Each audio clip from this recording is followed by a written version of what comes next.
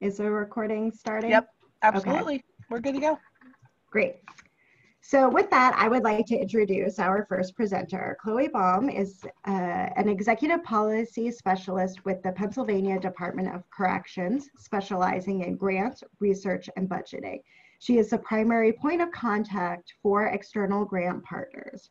Prior to her time at the DOC, Chloe worked as a criminal justice analyst for the Pennsylvania House Appropriations Committee and the Allegheny County Jail. Our second presenter is Luis Resto, is currently the director of the Office of Reentry Coordination for the Department of Corrections and Board of Probation and Parole. Prior to this assignment, he was the deputy director for the Bureau of Community Corrections. And with that, I hand it over to our two presenters. Hi, thank you very much for having us and for this opportunity to reach out and connect with all of the interested housing authorities and various partners. So today, our primary goals, if we head on to our first slide of this conversation, is to really begin a conversation about public housing and opportunities for individuals in the criminal justice system. We'd like to talk about this specific opportunity for the Department of Corrections to partner with public housing authorities as they consider work in this space, but also to open a dialogue about other future opportunities to collaborate on this issue. The folks not speaking to mute. The opportunity that we'll be talking about specifically is a solicitation from the Vera Institute of Justice for their Opening Doors to Public Housing initiative. So we'll talk about that in more detail, but really we're interested in seeing across the Commonwealth who's looking at that opportunity and how we could support them and partner as a stakeholder and collaborator in the process. I would like to say as a disclaimer, very important to be sure that everyone is clear about this from the outset, that we are representing the Department of Corrections and the ways in which the Department of Corrections can partner with others in the community. We do not represent Vera, and so this should not be considered an instructional guide or communication directly from Vera about how to apply for that opportunity. At the end of this slide, which I know Gail mentioned you'll be receiving after this presentation, there is a link to the Vera website for the RFP, as well as the contact name that they have listed for any questions specifically about that opportunity. So please, please do refer to that if you have questions about the Vera solicitation. And with that, we will dive into the next slide. Okay, so one of the things that we want to do is kind of illustrate for the participants the scope of the housing issue that our reentrants face. So we'll spend some time talking about some numbers and keeping in mind that we have individuals that are currently in state correctional institutions that are preparing for release, people that are in community correction centers throughout the Commonwealth, and also people that are under parole supervision. Right now, we supervise about 45,000 people in our 25 state correctional institutions, and each year about 20,000 people are released. And there are about 1,000 people at any given time as a snapshot that are in community correction centers, and we also supervise approximately 41,000 people out in the community under parole supervision. Next slide, please. As you can see from this map, it gives us a scale of people that are released and where they're released to per 10,000 residents, county residents. Even if you are a smaller county, in terms of scale, you might see quite a few people per 10,000 that are released back into your community on an annual basis. One of the nice features about this is that there's a link to this that is to our public website, and you're able to see, this is calendar year 2018, and you're able to see other calendar years as a historical perspective. One of the things that you might be surprised is not everybody comes back to Philadelphia, but a lot of folks Obviously, there's a statewide issue. A lot of folks do return to the county in which they resided in the past. So the one thing that I'll add on here is this is a great example of showcasing the type of data collection and the ability of our research bureau to collect and share information. And so a little later on, we'll talk about how we see that we could come alongside somebody applying for this opportunity. And one way is by sharing data.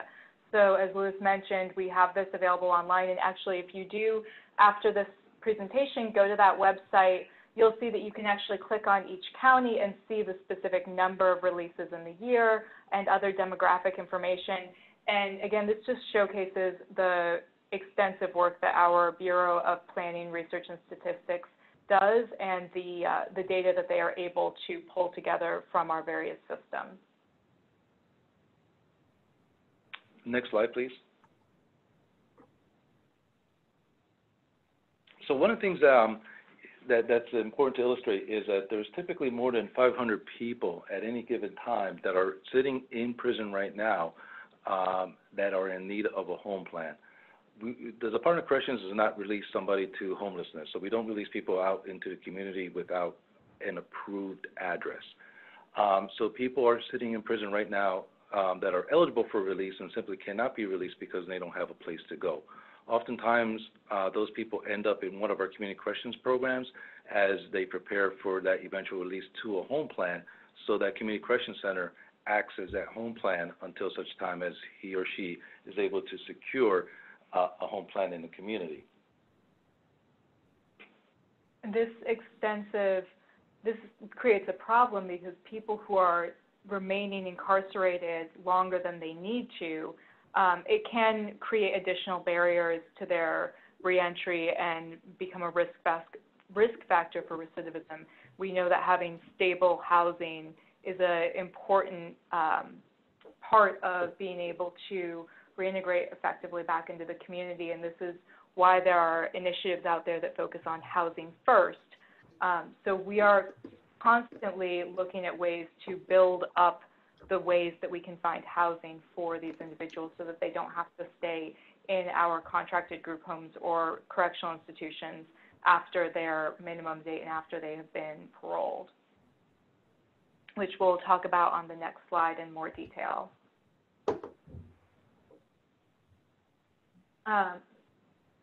So if we continue on talking about what the housing need is for reentrants, in addition to those folks who are waiting for release, we also have over 1,000 people, about 1,100 at any given point in time, who are living in group homes.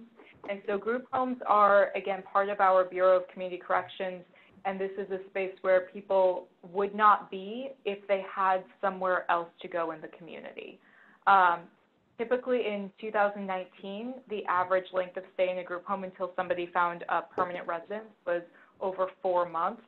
And we do see that people who have high needs, so the elderly population and individuals with mental health needs, tend to stay even longer because they have additional barriers and challenges in finding appropriate housing. And we just want to point out that having high needs, as you all know as professionals in this field, doesn't always mean that somebody is high risk to recidivate. And particularly for the elderly population, they have a lower recidivism rate as you get older, but they can find it especially difficult to find an appropriate housing facility in the community. And to the next slide. Some of the stuff that the department has done to try to help out with this issue is that, expanding and growing the community corrections network is not necessarily cost effective. It's expensive to operate these type of programs. But one of the things that we did in 2013 is that we developed the Housing Assistance Program, in which we help individuals for up to 24 months in case management to help that person try to secure a permanent living situation. Within those 6 or 24 months, we also offer 6 months of housing assistance payments in which we help that person pay that rent 100% for the first 6 months that person's there. The expectation is is that they sign a one-year lease, and that we help them out with the first 6 months of that lease. That includes utilities sometimes, that includes other things that they may need, furniture and things of that nature to help get started. Although we don't pay for the furniture, we expect the provider to help that individual secure that those sort of items. To date, we have helped more than 700 people in the Housing Assistance Program. In 1968, we developed something that was called Community Corrections, a pre-release program in which people that were within a year of their minimum date were released early out into the community, and they were able to serve that year out in the community.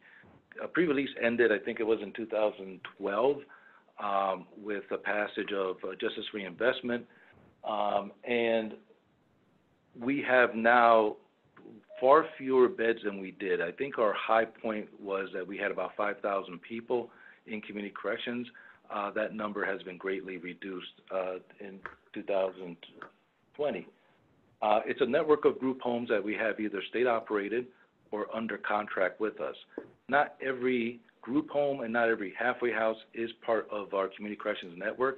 Those are specific programs, and all those programs have to go through accreditation through the American Correctional Association, and if they offer licensed treatment, professional treatment, they must be licensed to provide that treatment as well.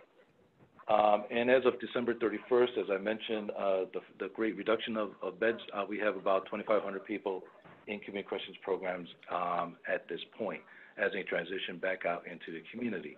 Some of those folks may be in treatment or might be in some sort of intervention point, but about 1,000 of those are just simply there because they have no place else to go. We can go to the next slide. So one of the things that we wanted to highlight is that when we're talking about allowing people with conviction histories, and specifically people coming out of the state correctional system, to possibly be housed in public housing, the fact that they're on parole can actually be seen as an asset rather than a liability. So some of the things that parole agents provide is additional accountability for the individual. They can be a point of contact to interface with employers and other community-based supports. They are providing referrals to services. We have a network of contracted community-based services, which I'll let Luz talk about in more detail. But they can also identify issues before that becomes a major problem. And so these are all ways that the same population of people that may have few resources on their own and are therefore good candidates for public housing, when they have a parole agent, just as it would be if they had a county probation officer working with them, they can actually navigate the system more effectively and safely.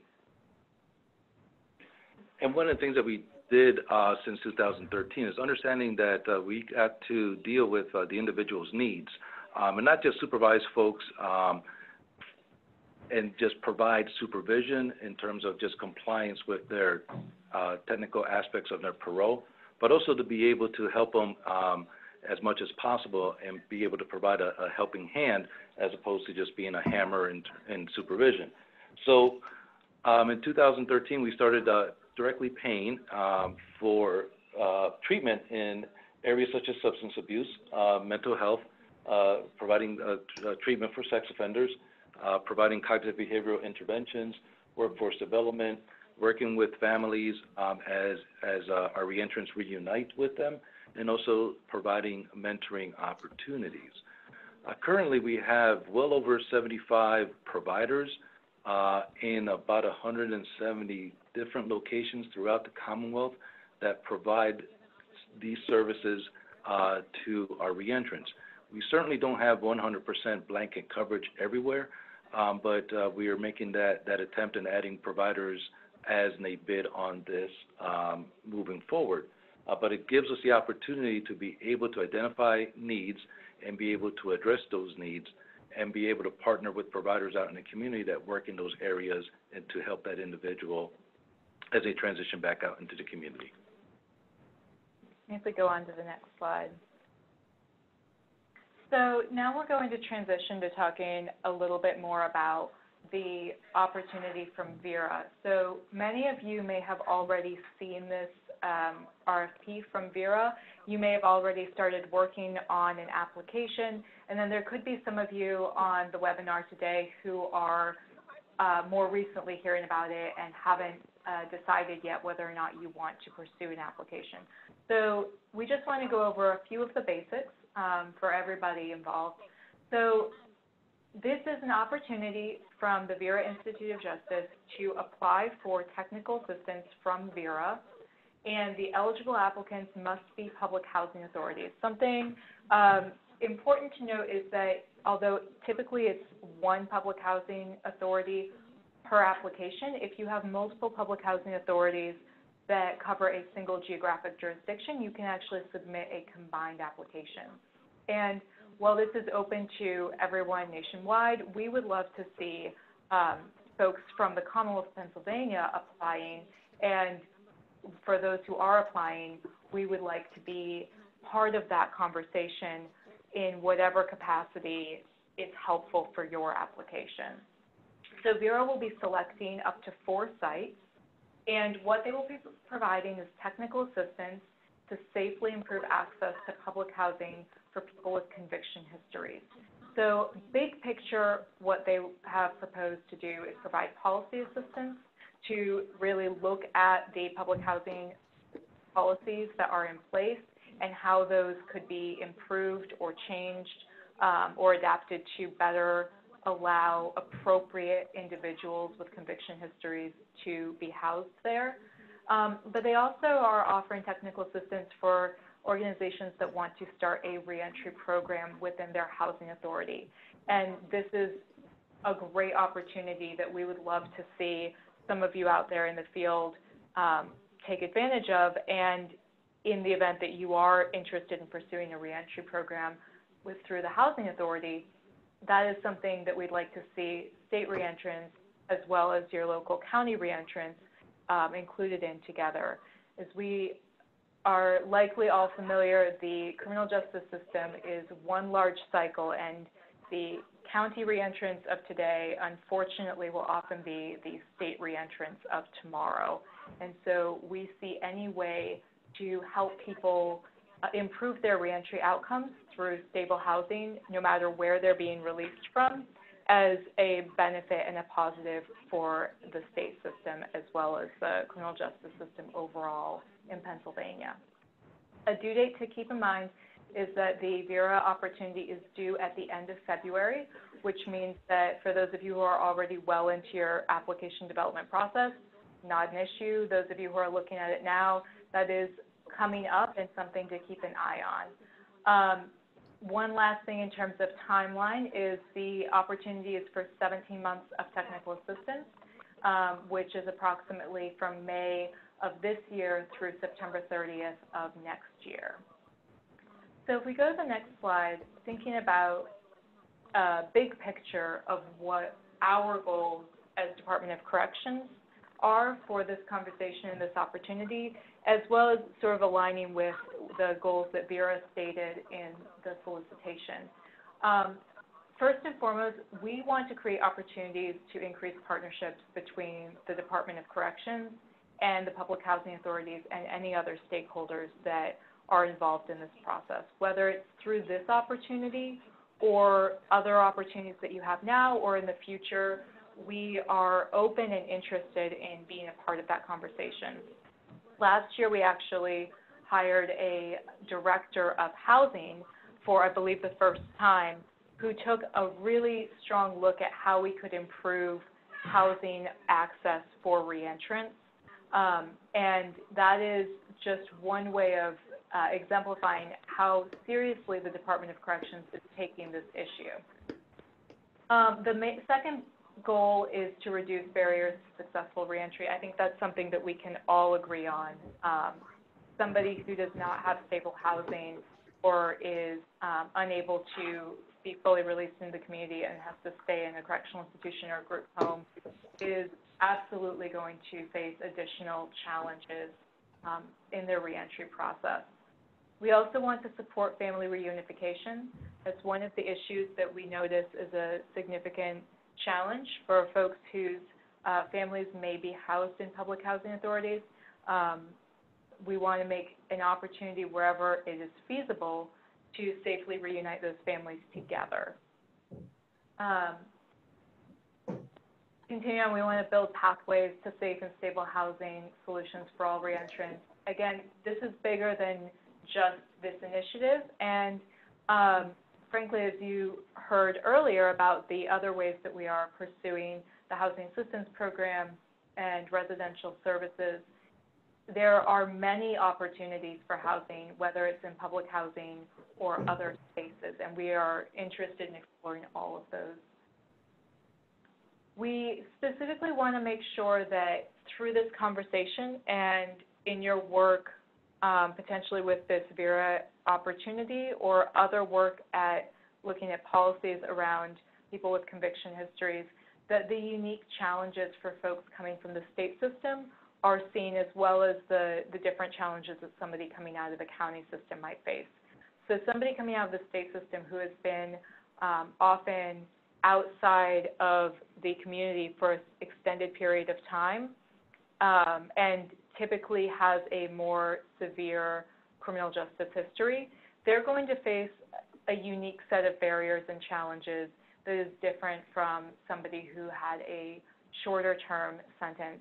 On the other hand, they also have additional assets. They may have had greater opportunity to complete educational programming or vocational training, and they may have extensive supports through parole through their reentry. So there's a lot of challenges and assets we want to make sure are really thoroughly brought to bear in the conversation. And lastly, just reiterating, we do want to strengthen partnerships between public housing and criminal justice agencies. And while we only speak for ourselves as the Department of Corrections, we want to support those partnerships for all criminal justice agencies in the Commonwealth. And we go to the, unless you have anything. We go to the next slide. So what would our partnership on this opportunity look like? So as the eligible applicant, the Public Housing Authority would be applying for this opportunity from Vera. Department of Corrections is able to support that process through planning and coordination, whether that is in your application process or if you are selected, then in the actual implementation process. Wherever you want to bring in your criminal justice agency partners, we are open to those conversations. One of the requirements of this initiative is to form a stakeholder group. So we would like to see the State Department of Corrections, which, as Louis mentioned earlier, includes our field supervision, so what was formerly thought of as probation and parole. We'd like to see those representatives included in the stakeholder group alongside your community, your local criminal justice agency representatives. For those of you who are considering establishing a reentry program, we would love to be a part of that process, and that could look like, again, helping with the planning and coordination and providing guidance on what would be needed for state reentrants. We could establish a process for referrals, and we can also provide data support. So as I mentioned, the Department of Corrections has a Bureau of Planning, Research, and Statistics, which is well respected in the field. We are very much able to provide any data that is needed to effectively plan for the needs and carry out a program.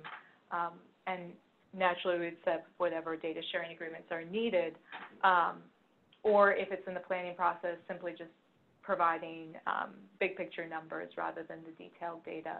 But that is something that we can provide. And lastly, in the application for Vera, applicants are required to have a series of letters of support, one of which should be from a criminal justice agency. And so we can provide a letter of support, again, in addition to your local criminal justice agencies would be our recommendation. And if we go on. Now, we'd really like to open it up for discussion and we'd like to hear from all of you what questions you might have or what areas you see a significant need that you would like us to address further.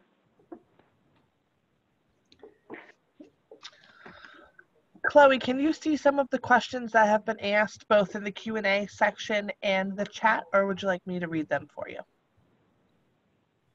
I can scroll through them. Yes, I see them. Great. So I see some of the initial questions were about getting on.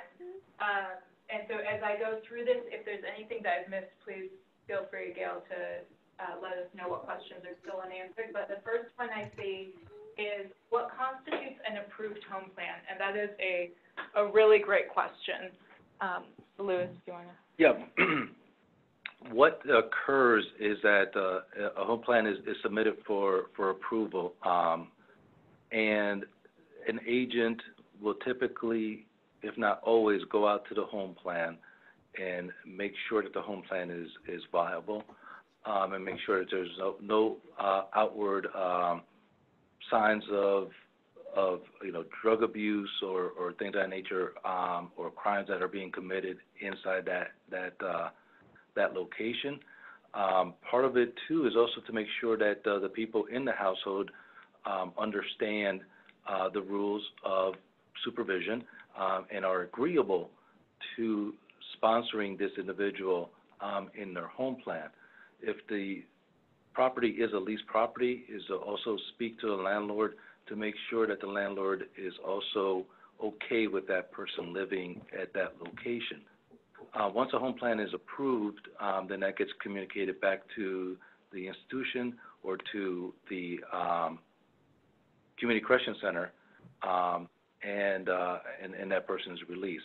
There's other factors that go into approving a home plan, some of which are confidential and we won't get into, but for the most part is to make sure that the home plan is viable and that it exists. You'd be surprised, but we want to make sure that the physical address is in fact there, making sure that everybody's okay with that person living there, including the landlord and the sponsors. So one thing I'll add to that, as we're thinking about approved home plans and the process for somebody to get released from state prison, as we noted earlier, there are a large number of people who unfortunately end up waiting inside the state prisons or in the group homes, waiting to be officially released until they have an approved home plan. But we also have a group of people that are often referred to as max outs. So somebody who has served their time up to or past their minimum sentence and has been granted parole, they, as soon as they have an approved home plan and they've met whatever other conditions are part of the parole approval, they get to go home to the community. Individuals who have served their maximum sentence, we can't hold them.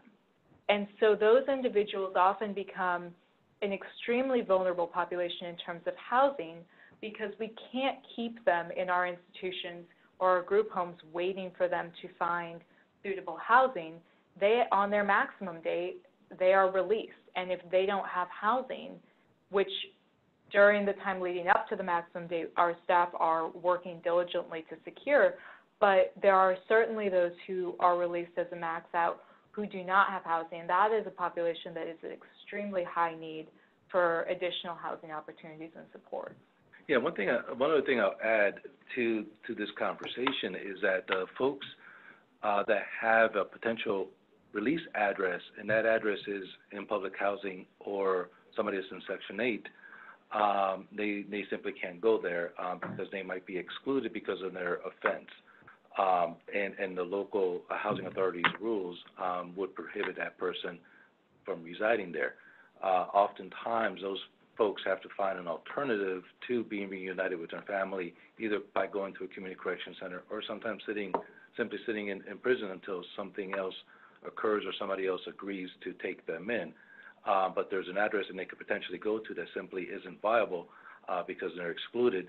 And number two is that, oftentimes those plans aren't even submitted by the reentrant or the future reentrant or the current reentrant, or if the agent becomes aware that that address is with a housing authority, they don't even get submitted for approval or disapproval.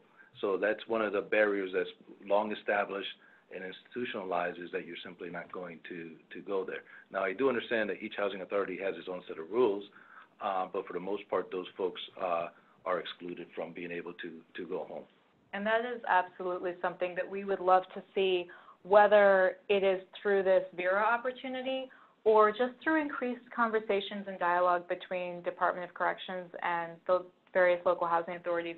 If there are ways to make sure that we are placing people or allowing them to pursue placement in public housing where they are able to, rather than having sort of a blanket fear that they must not be eligible because they're coming from the correction system. I see a question about whether or not this initiative is for sex offenders. So I'm sure we're all very familiar with the unique set of challenges for sex offenders, particularly when it comes to housing.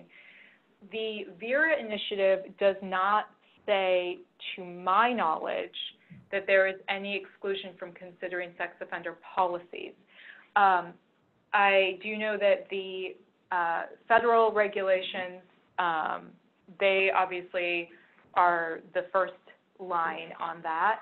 However, as I understand it, the requirement is, the exclusion is just for individuals with a lifetime sex offender registration requirement, and so there's actually some room for flexibility, and that's something that the individual housing authority could look at, could choose to consider whether or not there are some individuals with a sex offense history who may not be required to register, or who may have had a registration requirement that expired a number of years prior, and whether that's something that they want to look at the policy with. And for those of you, again, who are considering applying for this opportunity from Vera, I cannot stress enough how invaluable Vera's expertise would be in going through that process of considering all of the policies, or whether it's around sex offenders or other challenging populations, and what is and isn't feasible. With the bottom line, of course, being the safety of the community and appropriate placements for the individuals.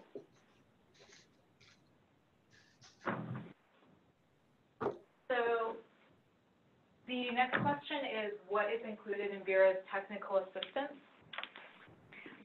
So I will just, to start off, I'll say that any specific questions about that, on the very last slide of this, you're going to find contact information for Louis and myself, but also for Vera. And so if you have specific questions after this, you can reach out to them. However, I can provide the list of what the available technical assistance that Vera would be providing is.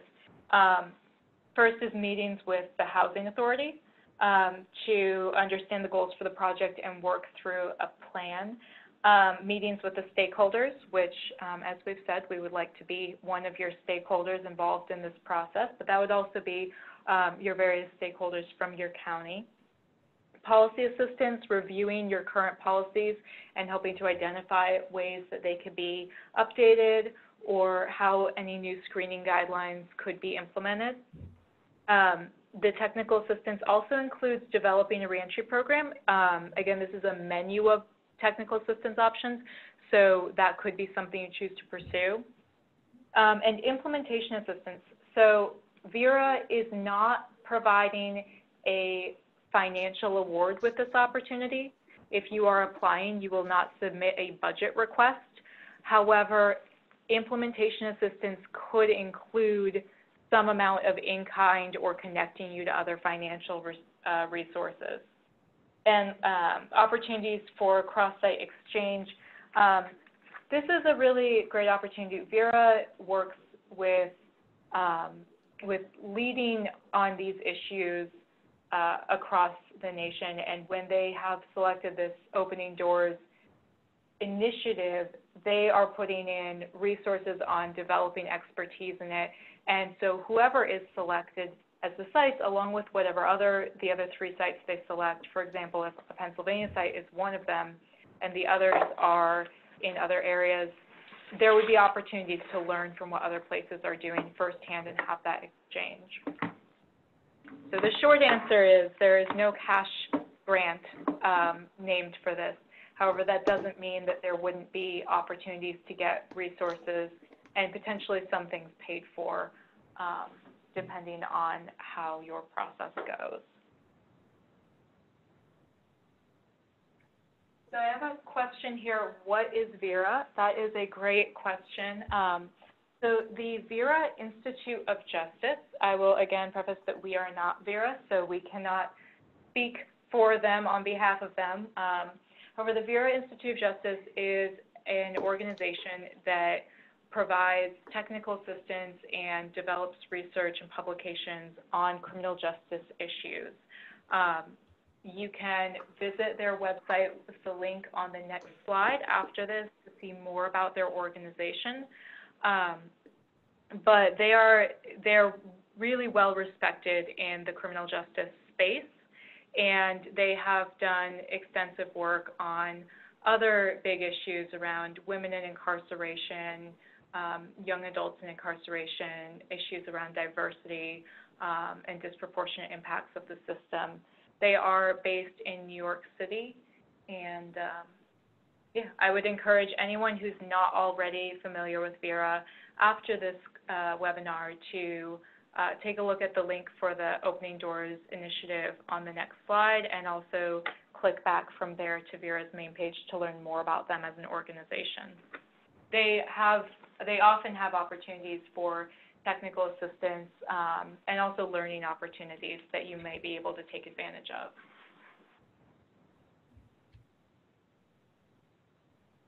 So there's a question, do you have any advice on assisting an individual with a felony in locating low-income or affordable housing?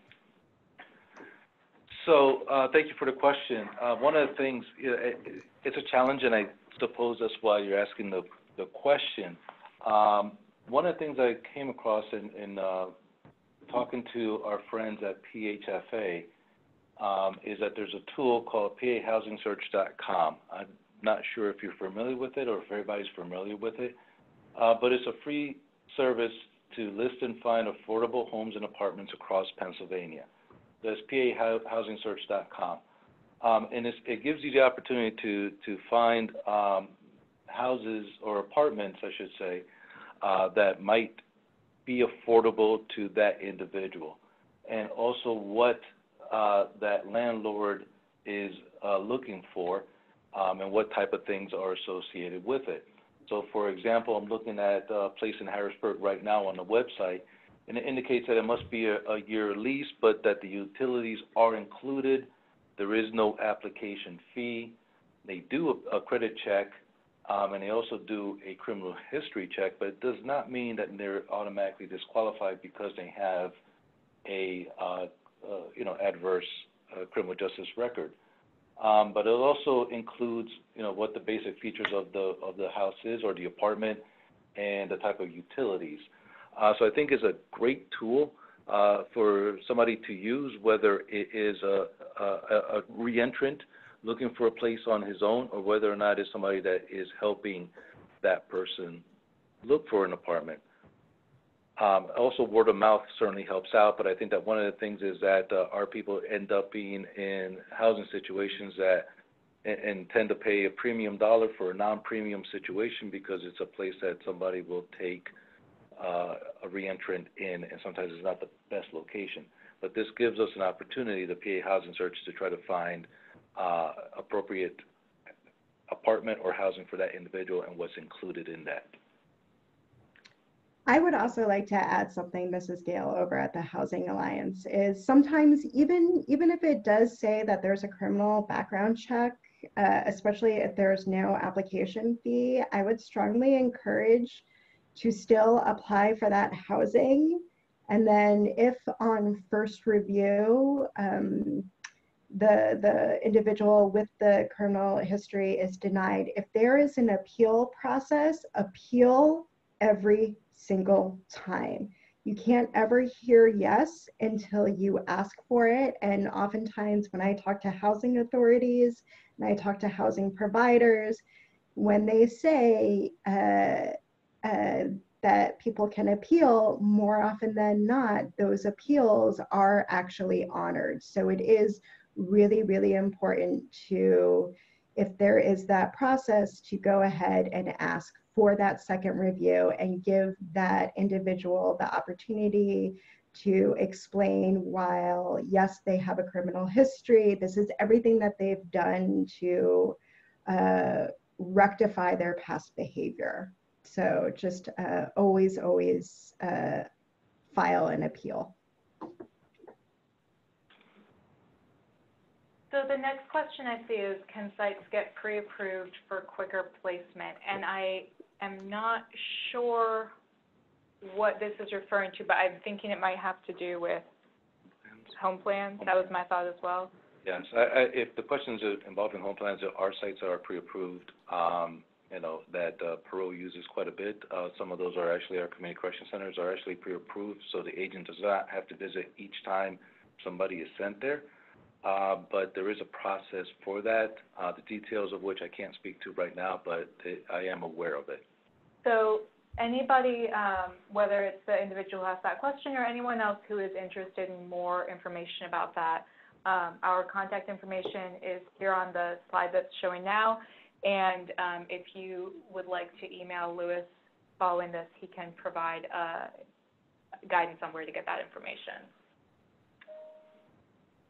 So the next question is about the procedure to get public housing authorities involved and ask them to apply. So that is a great question. I know that on this webinar we have a number of public housing authorities that are listening in and participating in this conversation, but we also have a large number of other community partners. So my recommendation would be to, if you are an entity that operates mostly in one county, just reach out specifically to your local public housing authority. You can provide them, if you click on the link to the Opening Doors RFP website that's on this last slide, that'll take you to a place where you can get just a PDF. It's like a 7-page document that goes through all of the details of the Vera opportunity, and you can just provide that to them and ask them if it's something that they have already looked at and if they're interested in applying. And again, if they are interested and there is support that we can provide through the process, you can absolutely contact me with Chloe with the contact information on this site as well. So the next question is whether there is a procedure in place to engage and involve actual homeowners in the Commonwealth so they can understand the assurances and benefits of renting out to ex-offenders. I think that is an excellent question. Lewis, are you aware of anything we do on that front? That's there's so many homeowners throughout the Commonwealth that seems like a daunting task. But one of the things that we try to do is exactly what we're doing now, and try to talk to as many people as possible. We've done presentations with the Housing Alliance and try to get word out as much as we possibly can.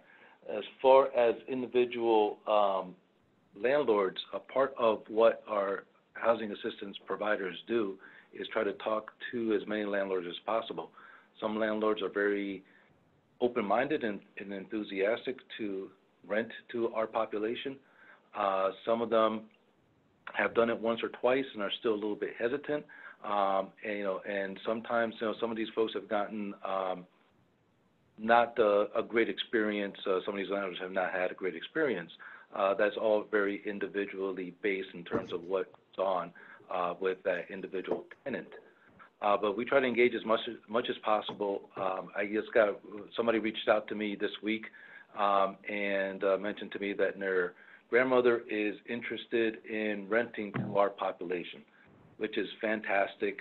And what I intend to do is refer that person's grandmother to our housing providers so that they can select people and vet people appropriately, and then find out how much she wants to rent these apartments for. So oftentimes it's just basically a one-on-one as these relationships are developed.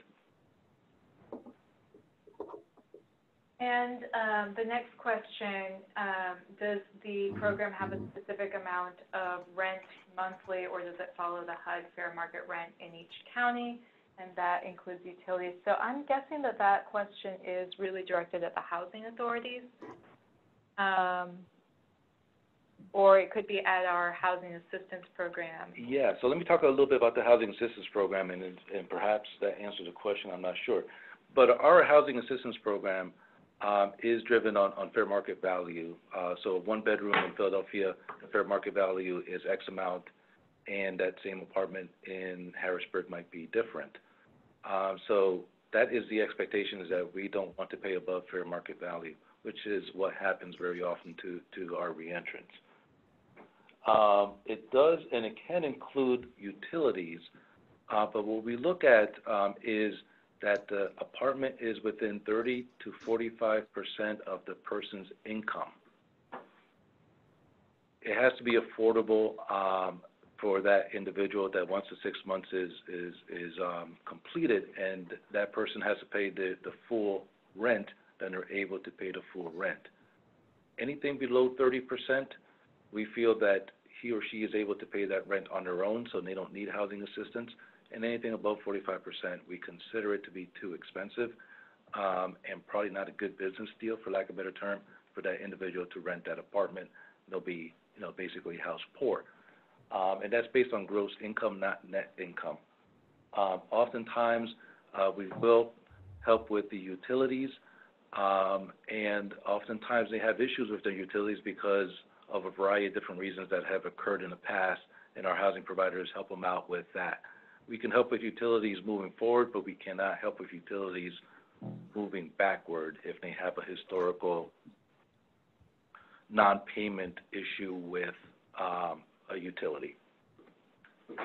And then I will say thank you very much to Stacy at the Housing Alliance for letting us Well, know we about have some more questions. Yeah, no, that's what I was going to say. I see the 15 questions here. Okay. So switching over to this space, the first one is, if a public housing agency would apply, can that agency request stipulations, for example, only women that have not been convicted of child abuse or any sexual misconduct offenses? So, I mean, that's a great question. For housing, if we're talking public housing authorities applying for the Vera initiative, then you, in your application, can say exactly what populations you want to focus on and what policy issues you want to focus on, and then Vera would work with you on that. So the nice thing about technical assistance is that they are not going to tell you or require you to do any specific activities. It's going to be a collaboration. If this question is referring to housing agencies that come through as providers on our housing assistance program, then yes, what that is that we ask anybody that's working on our housing assistance program, and we're not soliciting for the housing assistance program, but should anybody be interested, you could certainly apply.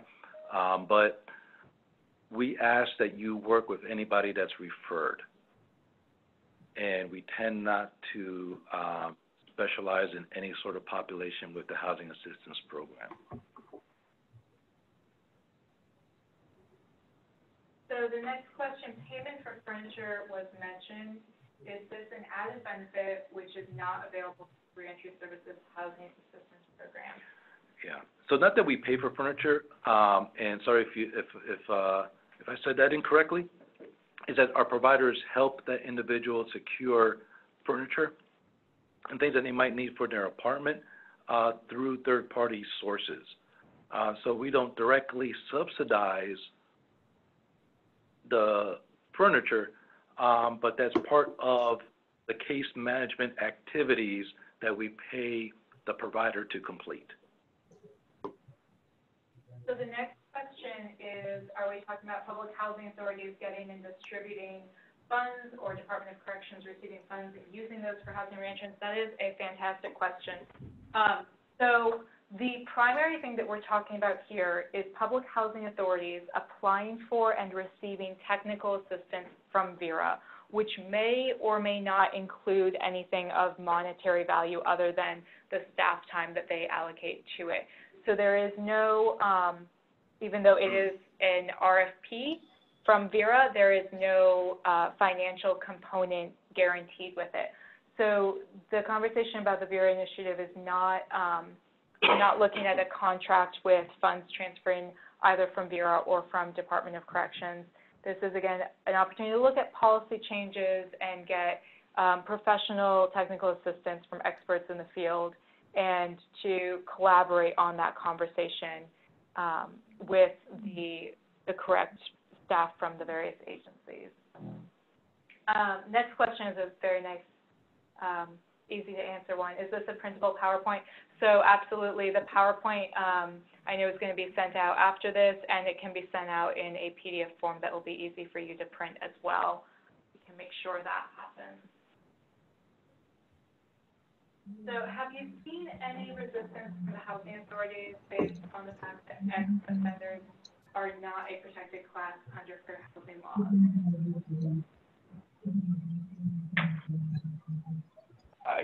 I don't know if I can answer that question or that legal sort of question. And maybe, Gail, if you have any insight. Well, I mean, it's true that folks with a criminal history are not a protected class under any sort of fair housing laws or the state or local human relations laws that I'm aware of. A few years ago, HUD did put out guidance talking about disparate impact within the justice-involved population, and what we see is that there is an overrepresentation of people of color in the criminal justice system. And so when you use their criminal history, which has a system that has a clear and well-documented racial bias as a determining factor, it is consequently carrying over that racial bias. And so even though your intent may not be overtly discriminatory, the result is discriminatory nonetheless.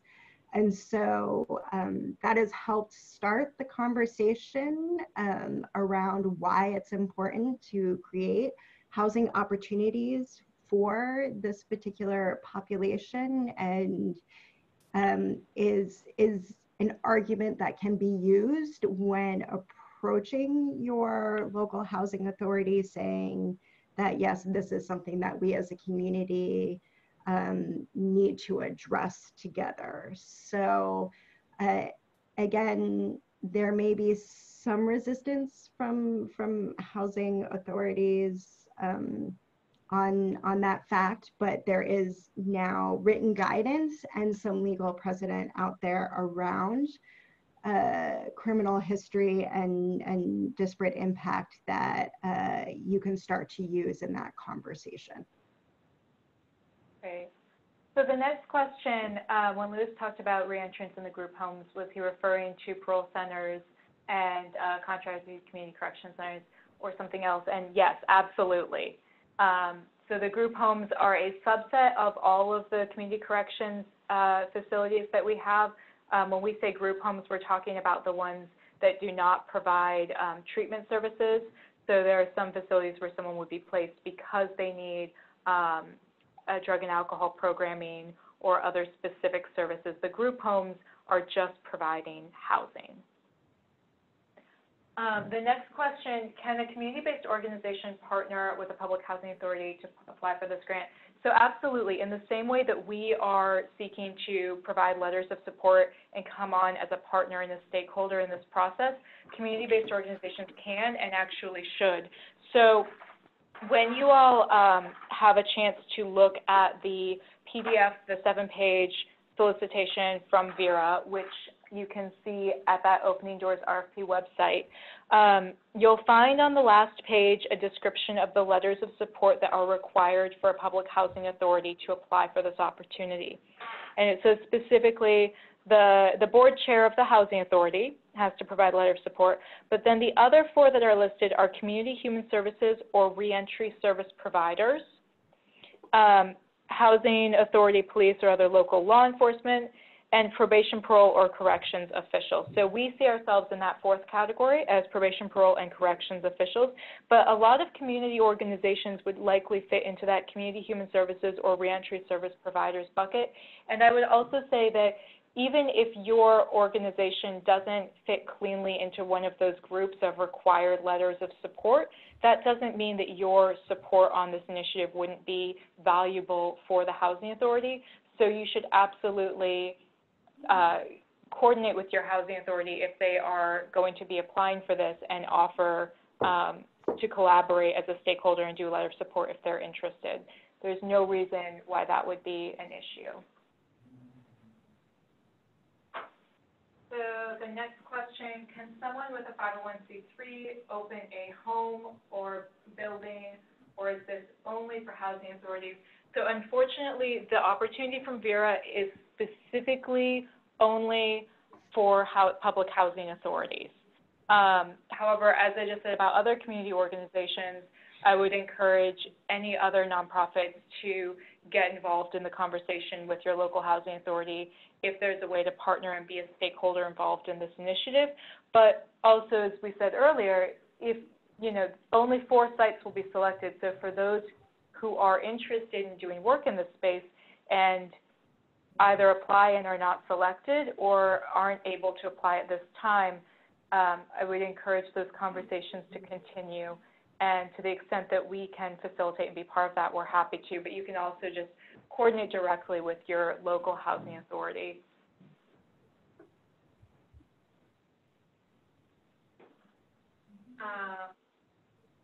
So then how would Department of Corrections representatives know whether an address which a person is being released is owned by a housing authority? Okay, so oftentimes that the reentrant might know that and might communicate that. Once the conversation's had with the housing authority, with the landlord, they might find out at that point that it's, as a Section 8 voucher situation, and that is communicated to the agent at that point. And also, sometimes the public housing sometimes is very specific locations, and that's able to be identified. I think that the one that might be a little less clear is going to be voucher Section 8 sort of apartments. And once that is discussed with the landlord, that might be revealed at that point. So the next question is about if there are no funds connected to the Vera opportunity and only policy update assistance, what is the incentive for housing authorities to take part? And that is a very fair question. Ultimately, for those of you on this webinar who are housing authorities, hopefully the fact that you're on this call means you are interested. And for housing authorities who are not on this, and what would be the incentive? It's going to be a personal thing for them if they see a benefit to updating their policies and improving opportunities for housing for these kinds of populations. We could go on at length about the benefits to the community and society at large from any program or initiative that is going to reduce recidivism and help reunify families. But I'll leave it at that and say that is absolutely a fair question. I have something to add to that. This is Gail with the Housing Alliance. So if, as Chloe mentioned, there are many housing authorities who are on today's webinar who have already expressed an interest of wanting to address this on their own, and that's fantastic. For those communities that may be resistant, it could be in response to public pressure. So all of those organizations and communities that are on the phone that feel like you are struggling to get the housing authorities to the table, again, creating some public pressure can be an incentive locally. And also going back to that fair housing question and the recent guidance that was put out by HUD in 2015, and the fact that while there hasn't been a true regulation change, there has been lawsuits happening in this space that are starting to create legal precedent, and that in of itself is another way that can help motivate housing authorities to sort of modernize and take another look at their practices, because it does create a certain legal liability or vulnerability, and is part of that sort of legal risk management. So the Housing Alliance is looking at this as an advocacy organization, and we are hoping to have a future webinar again on this issue about sort of, you know, what is the value to housers themselves and taking a look in their criminal screening practices when reviewing prospective tenants, and even tenants that are currently in their housing, and how they handle those challenges as they arise. So it is 1:02.